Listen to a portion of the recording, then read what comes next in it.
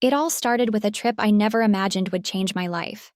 I was never one to get swept away by romanticized escapes, those idyllic vineyard estates, the images of sun-drenched terraces, rolling hills, and glasses of rich red wine. To be honest, I thought they were all cliches. I had heard of them, seen them in movies, but I never thought I'd find myself at one. Not with my husband, not with my stepson. But when Mark, my husband, insisted on booking this trip, I was hesitant. You see, Mark and I hadn't exactly been in a good place. I'd been feeling disconnected for months, maybe even longer, but Mark seemed determined to fix things, to pull us back from the edge. So, he suggested we go to a vineyard estate for the weekend. A romantic getaway, he said. Just the two of us. But of course, nothing ever works out the way you expect. We arrived at the estate late in the afternoon. The sun was setting, casting a golden glow across the rows of vines that seemed to stretch endlessly. The house was beautiful, a grand old mansion with stone walls, large windows, and ivy creeping along the edges. But it wasn't just Mark and me. My stepson, Ryan, was there too. Now, Ryan. He wasn't exactly my favorite person. Don't get me wrong, I loved him in my own way. He was charming, good-looking, a little too full of himself at times, but that was typical of someone his age, mid-20s, tall, with a jawline you could cut glass with. He'd grown up with his mother, not me, and our relationship had always been a bit awkward. He was more than just my stepson. He was a man on the edge of becoming someone who could be something more. And that made everything complicated. As we settled into the estate, I couldn't shake the feeling that something wasn't quite right. It was in the air, something thick and charged, something electric. But I tried to push it down. I didn't want to ruin the weekend. I needed this to work. I wanted it to work. But things escalated quickly. That night after dinner, Mark excused himself to take a call, some business deal. As usual, he was more focused on the phone than on me. I was sitting by the fireplace, sipping my wine, when Ryan, my stepson, sat down beside me. Now, let me tell you something. Ryan had always been a little too close for comfort. We'd had moments over the years, awkward silences, lingering glances, the way he would sometimes look at me as if he could see right through me, like he knew something I didn't. I'd told myself it was all in my head, just a side effect of being stuck in a marriage that was slowly fading away. But that night, as he leaned in, as his breath hit my ear, his warmth, his scent, something shifted. His hand brushed against mine and my heart skipped a beat. I pulled my hand away quickly, trying to ignore the flutter in my stomach. Ryan looked at me, his eyes dark and intense. "You know," he said quietly, "you look stunning tonight."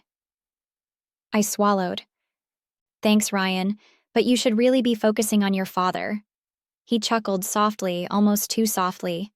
"He's busy, but I think I could get your attention a lot easier than he ever could." I froze. What was he implying? Before I could say anything, Mark returned, looking flustered. He apologized for the interruption, but the moment had already passed. At least I thought it had. But I was wrong. The next morning, as I was making my way down to breakfast, I heard a noise in the hallway. It was faint, a whisper, a movement, like someone was watching me. I turned, and there he was. Ryan, standing in the doorway of his room, watching me. There was something in his gaze that made my skin crawl, and yet... No, it wasn't just that. There was something else, something magnetic. I tried to avoid him, to shake off the feeling creeping over me. But as I walked past him, his hand shot out, grabbing my wrist gently. I looked up at him, startled. "You're so beautiful, you know," he whispered. "Don't ever forget that." I couldn't breathe. Was I imagining this? Was this really happening? Before I could pull away, he let go. And just like that, he was gone. But the heat from his touch lingered. The rest of the day passed in a blur, with Mark trying to be present but failing. Every glance, every brush of Ryan's hand, it was as if the tension was building between us. There was a magnetism I couldn't ignore, even though every instinct told me I should. Later that evening, after a day of wine tours and tastings, we were sitting out on the terrace, the three of us. The air was cool, the stars just starting to come out. Mark was talking about something trivial, but I couldn't concentrate.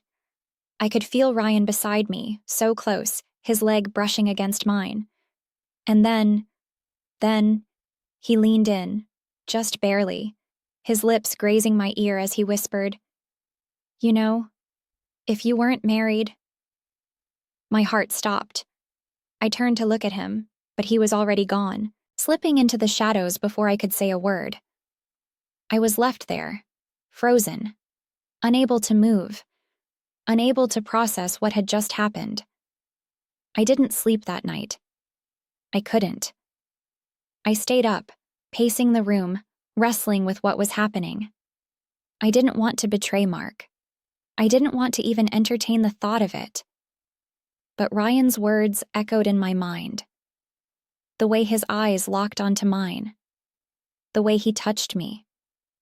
The way he seemed to know exactly what I wanted, even though I didn't know myself. I needed distance. I needed clarity. I needed to get out of that house, out of that tension, away from Ryan. But the next morning, as I prepared to leave, I saw Ryan once again. He was standing by the door, his expression unreadable. "Leaving so soon?" he asked, his voice low, almost like a challenge. I swallowed. I need to think. I need space." He stepped closer, his presence overwhelming. "You don't need to go," he said softly. "You need to stay. We both do." And in that moment, I didn't know if I was talking to Ryan or if I was talking to the part of myself that had been longing for something, anything, to make me feel alive again. And then, in one swift motion, he kissed me. It was gentle at first, soft and questioning, but then it deepened. His hands tangled in my hair, and my mind went blank. I knew it was wrong. I knew it was forbidden. But I couldn't pull away. I didn't want to pull away. That was the moment everything changed. I left the vineyard that day, but not in the way I had planned. My world had been turned upside down, shattered in a single kiss. I couldn't explain it. I couldn't make sense of it. But one thing was clear. Nothing would ever be the same again.